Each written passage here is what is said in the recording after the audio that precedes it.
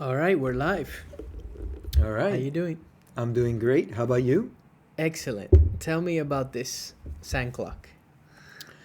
Well, I've been buying it for many years because a long, long time ago, somebody told me, hey, Pablo, you need to learn to live more in the moment.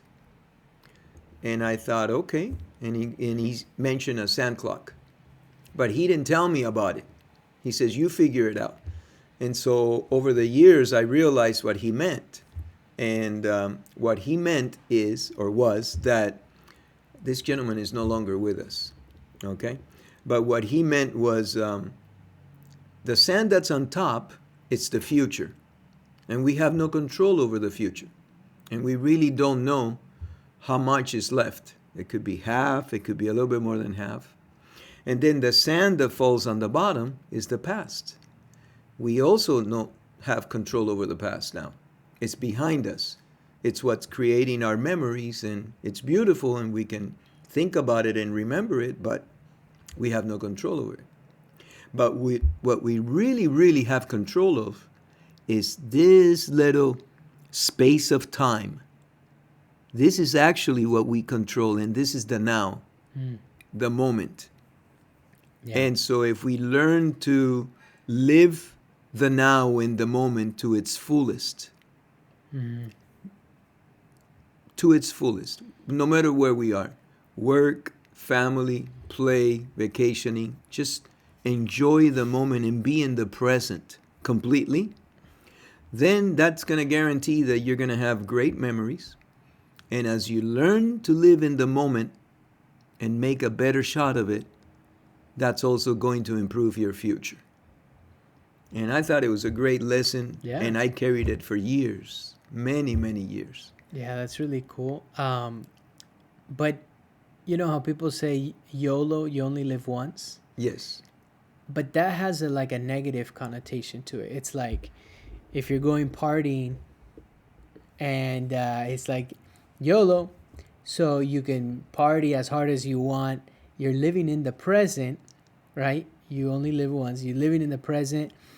You're enjoying that moment to the max, let's say. But I think that's like pushing it to the extreme, because if all you have is the present, then maybe you don't, and you're thinking that, hey, tomorrow's not promised. Maybe you don't end up planning for the future at all. Maybe you just end up living each day to day, and you're not really thinking ahead. So it's interesting because I like it, but how do you, because if you only live once and you live like that every day, I think you could, well, from my personal opinion, I think you could like beat yourself up, beat the body up. You could be drinking, you could be, partying hard, you could be living in the present, but not planning ahead.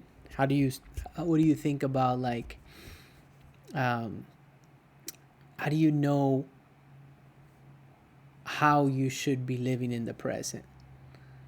Okay, well, that's very good. That's an excellent question. There's always a balance in life, and there's always consequences to everything that we do. Yeah. So, if because of the fact that you want to be in the present, okay, it depends what your thoughts are. In other words, going partying and drinking yourself to death is not living in the present, as far as I'm concerned. You need a balance in life, okay? And if you get drunk into oblivion, you're not going to be able to remember anything that you did anyway. That's number one. And God knows what happens when you lose control. Because as nice as this story is, there is another counter side to it that I always say you must be in control at all times. Because the minute that you give up control, okay, you gave it up. Somebody else is now controlling you. Mm. Liquor does that, drugs do that, and you must exercise a great deal of caution. Okay? I'm not saying don't drink. I personally like a nice glass of red wine. Okay? But If I start drinking hard liquor, like bourbon, whiskey, and stuff like that, I will, lose it quick. Yeah. So I'm extremely careful when that is offered to me. And by careful, I mean I will accept a drink from a person, because sometimes when you say no, you offend that person, especially depending on the culture. I Yeah. live that, you know, and not necessarily with hard liquor. I went to a friend's house. They were from Persia, and they loved me. And they made this coffee that they make over there, which was very, very strong. And I remember saying, "Oh, okay, I had one cup. They gave me the other one, it's small." And then I said, "Oh, okay, I'll pass on that one." And that didn't go down well. Mm. So you have to be careful. But yeah, everything in life has a balance. Yeah. And you go beyond the point where you feel comfortable, you're going to pay the consequences. And the problem is the consequences could be extreme when you lose control. Yeah. So that's what I have to say about that. Yeah. Yeah, it makes sense. Live in the present, but live a life of balance. And your self-control, and like you're not, overdoing it. You can have a few glasses of wine, but if a few extra get you to a point where, like you said, you black out or something, that, it's not necessarily the best way to live one's life. I like it. It's a cool sand clock. So how long does this, is it an hour? This is an hour. An hourglass. Yeah. And there's many out there. Some of them can go for an hour, some of them can go for 2. The other thing that we can mention is this. I'm a product of a refugee family. We had to leave our country and come to America. And ever since I was a child, my parents always thought, or instilled in me, hey, listen, you have to study, you have to sacrifice today for tomorrow, you have to be thinking about the future, about the future, about the future. And so I think that growing up, there was a lot more weight to the future, because they were all about studying and sacrificing yourself and work hard, because you're going to do it for the future. And that's fine, okay? And I see a lot of refugees from many countries, Vietnam, Latin America, it doesn't matter where, they have that mentality. And that's fine.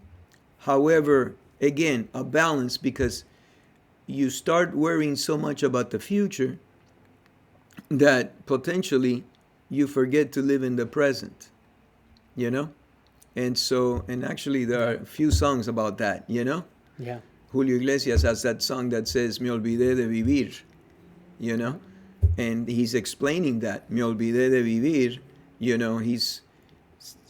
he just forgot to live the present because he was thinking so much of other things. And I've heard that saying that if you live in the past, you'll be depressed. If you live in the present, if you live in the future, you'll be anxious. Yeah, stressed out. So you have to be in the present.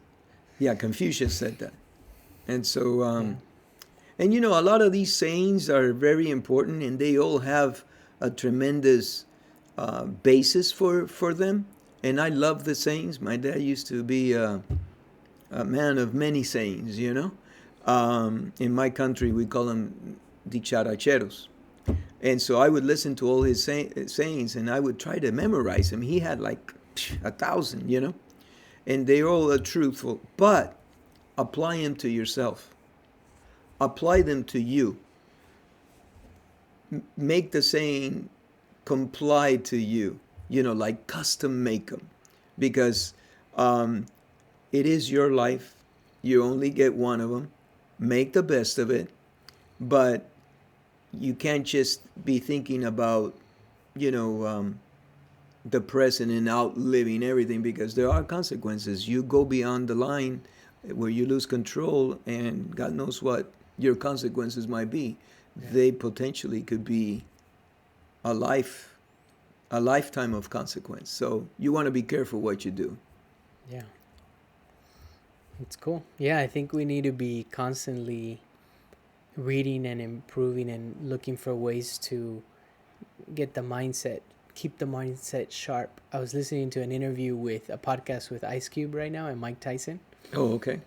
And Ice Cube said, because they're older guys They're now, older but now, they're yeah. still creating. Oh, And but Mike Tyson, man, he's at another level. This guy. yeah, yeah, they haven't stopped. You know, Oh, they went through their ups and downs, but they were asking Ice Cube, you know, at your, he's like, you have gray on your beard. They said, you have gray on your beard, but you're still at like the top level because he's doing world tours still.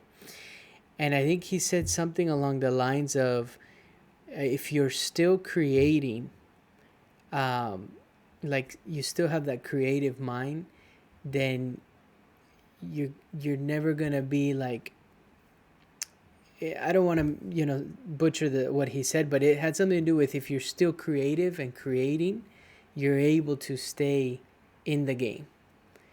And that has to do with like why he's been over 30 years as a rapper and successful. And now his son, Ice Cube's son, is in Hollywood. And, you know, he's proud of his son. Another thing that was interesting is he says, I think a father should help their son.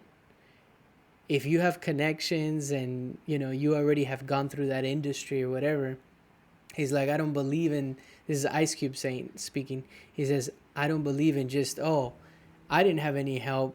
He let him do it on his own. He's like, no. But up to a certain point, you can help them, and then they have to shine on their own based on their talent. Like, you can get them the job, but then if they don't perform, they won't keep that job. And so that was interesting because as a parent, you want to help, but it has to be, you can take the horse to water, but the kid at one point has to take, you know, the lead and say, hey, okay, I'm going to now do things my way or whatever. Like Julio Iglesias, you mentioned, his son Enrique Iglesias, it's like you're always living in the shadow. And I think that's one of the things that happens is that Julio Iglesias was so big that it became difficult for Enrique Iglesias. But Enrique Iglesias is also huge, you know, but you don't want to live in the shadow of the other person. yeah. Well, you know, these, you're talking about Julio Iglesias, Enrique Iglesias. Julio Iglesias was huge and continues to be. And, We lost our visual, by the way. oh, okay. I The wonder why. battery died. Oh, the battery died. Okay, Yeah. well,